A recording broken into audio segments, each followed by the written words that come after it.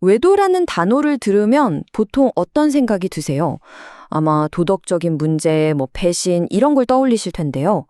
근데 만약에 이게 그냥 단순한 선택의 문제가 아니라 뇌가 아예 통제력을 잃어버리는 일종의 중독이라면 어떨까요? 네, 오늘 바로 그 관점에서 외도를 하나의 심리적인 질환으로 한번 들여다보려고 합니다. 자, 이 문제가요, 우리가 생각하는 것보다 훨씬 더 흔할 수 있다는 걸 보여주는 숫자부터 시작해 볼게요. 좀 충격적일 수도 있습니다. 최근에 나온 한국 연구 결과인데요. 성인 남성 무려 절반이 외도 경험이 있다고 답했다는 겁니다. 50%라니 정말 엄청난 숫자죠. 바로 이런 반복적인 행동을 심리학에서는요, 그냥 나쁜 습관이 아니라 관계 중독이라고 부릅니다. 그러니까 다른 사람의 관심이나 반응을 통해서 계속 쾌락을 얻으려고 하는 상태인 거죠. 근데 정말 놀라운 건요, 이게 우리가 아는 모든 중독 중에서 가장 심각한 형태일 수도 있다는 거예요.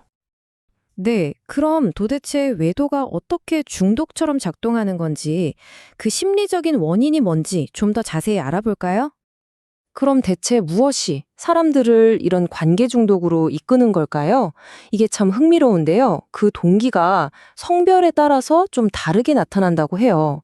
남성 같은 경우에는 주로 스트레스나 어떤 마음속의 공허함 때문인 경우가 많고요. 반면에 여성들은 우울감이나 지독한 외로움이 더 큰 원인이 된다는 거죠.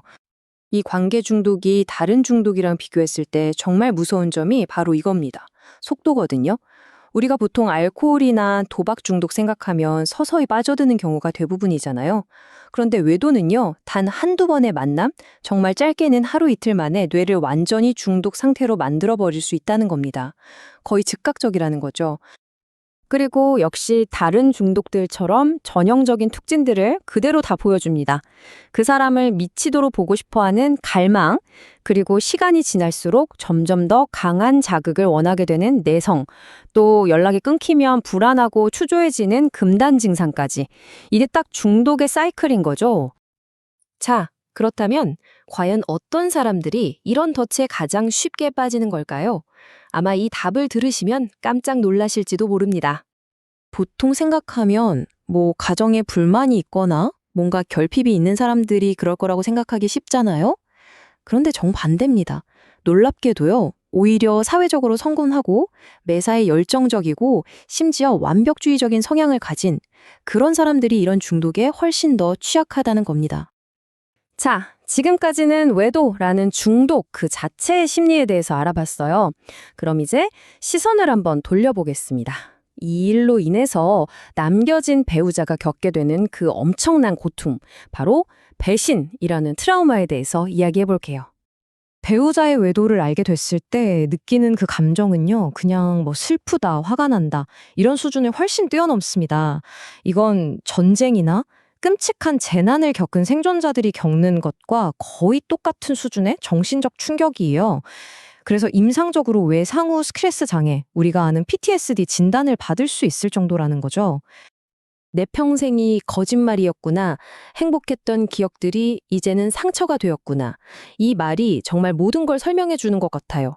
내가 믿었던 모든 과거가, 함께 쌓아온 모든 행복한 기억들이 한순간에 전부 다 거짓말처럼 느껴지고 오히려 나를 공격하는 상처가 되어버리는 거죠. 이렇게 엄청난 충격을 받으면요, 사람들은 보통 세 가지 유형으로 반응을 보인다고 해요. 그 첫 번째가 바로 수능형입니다. 이분들은 당장 아이들 때문에 또 가정을 깨고 싶지 않아서 일단은 참고 상황을 받아들이는 것처럼 보여요.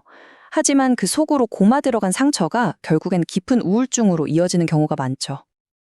정반대 유형도 있습니다. 두 번째는 공격형이에요. 이 경우에는 참지 않고 분노를 그대로 터뜨리면서 문제의 정면으로 맞서 싸우려고 합니다. 하지만 안타깝게도 이런 방식은 집을 전쟁터로 만들어버리고 결국 관계를 완전히 끝장내는 길로 이어지기 쉽습니다. 그리고 마지막 세 번째는 회피형입니다. 이름 그대로 이 고통스러운 현실 자체를 외면해버리는 거예요. 갑자기 쇼핑이나 여행에 미친 듯이 몰두한다거나 혹은 복수심에 나도 똑같이 해줄 거야 하면서 맞바람을 피우는 식으로 또 다른 중독에 빠져서 고통을 잊으려고 하는 거죠. 자, 그럼 가장 중요한 질문이 남았죠. 이 지옥 같은 상황에서 대체 뭘 어떻게 해야 할까요? 다행히도 이 자료에서는 배신감에 고통받는 배우자를 위한 아주 명확한 3단계 처방전을 제시하고 있습니다. 회복으로 가기 위해서는요, 이 3단계 순서가 정말 중요합니다. 핵심은 뭐냐면 절대 서두르면 안 된다는 거예요. 가장 먼저 해야 할 일은 관계를 어떻게 할지 결정하는 게 아니라 바로 나 자신부터 돌보고 치유하는 겁니다. 그래야만 이 문제를 제대로 마주할 힘이 생기니까요. 어쩌면 이 첫 번째 단계가 가장 어려울 수도 있어요. 왜냐면 무언가를 적극적으로 하는 게 아니라 오히려 하지 않는 게 중요하기 때문입니다. 감정이 터져나오는 대로 행동하거나 주변 사람들한테 다 알려서 일을 키우거나 섣불리 이혼하자, 용서할게 이런 결정을 내리지 말라는 거죠. 대신에 겉으로는 최대한 평온을 유지하면서 냉정하게 상황을 파악하는 시간이 필요하다는 조언입니다. 그렇게 섣부른 행동을 일단 멈췄다면 이제 시선을 완전히 나 자신에게로 돌려야 합니다. 내 안에서 들끓는 이 분노와 상처를 차분히 들여다보는 거죠. 그리고 깨닫는 겁니다. 아, 내가 이렇게 화가 나는 건 사실은 이 관계를 다시 회복하고 싶기 때문이구나. 이렇게 내 감정의 진짜 이유를 이해하고 또 현실보다 더 크게 부풀려진 상처를 객관적으로 바라볼 때 비로소 이 상황에 대한 통제력을 되찾기 시작하는 겁니다. 이렇게 내 마음의 중심을 딱 잡고 감정에 휘둘리지 않을 만큼 단단해졌을 때 바로 그때 드디어 마지막 단계로 나아갈 수 있습니다. 앞으로 이 관계를 어떻게 할 것인지 스스로 결정하는 진짜 회복으로 가는 길 말이죠. 여기서 정말 중요한 건요, 어떤 선택을 하느냐가 아니에요. 다시 합치는 화해를 하든 헤어지는 이혼을 하든 아니면 그냥 용서하고 내버려 두든 그 어떤 길을 선택하더라도 더 이상 상처받은 피해자의 입장에서 끌려가는 게 아니라 내 삶의 주도권을 완전히 되찾은 당당한 위치에서 스스로 결정해야 한다는 겁니다. 결국 이 모든 길고 힘든 과정의 끝에서 우리는 용서라는 질문과 마주하게 되는 것 같습니다. 7번뿐 아니라 77번까지라도 용서하여라. 어쩌면 진정한 용서는요, 그 사람을 위한 게 아닐지도 모릅니다. 과거의 상처라는 감옥에서 나 자신을 해방시켜주고 진짜 자유를 스스로에게 선물하는 과정인 거죠. 여러분의 생각은 어떠신가요?